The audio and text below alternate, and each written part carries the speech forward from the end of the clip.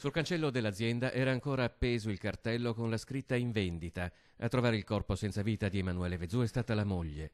L'impresa viveva una difficoltà economica dalla quale si pensava di uscire vendendo il capannone e trasferendosi in una sede più piccola.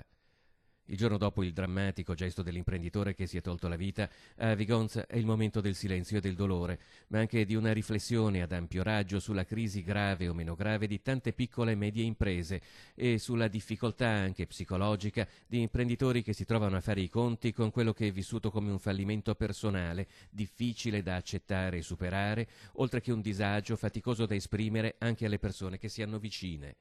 Alle tradizionali difficoltà che accompagnano la gestione di un'attività imprenditoriale chiamata a destreggiarsi in un mercato globale in continua evoluzione, a fronteggiare burocrazia e fisco, si è aggiunta, hanno sottolineato in queste ore dalle associazioni di categoria, la concorrenza del cosiddetto e-commerce. Il commercio via internet ha rappresentato un autentico sconvolgimento del mercato, scatenando una guerra dei prezzi che ha generato una concorrenza per molti difficile da reggere. Una concorrenza che probabilmente può essere fronteggiata con un continuo aggiornamento proprio nel campo di quelle nuove tecnologie che l'hanno generata.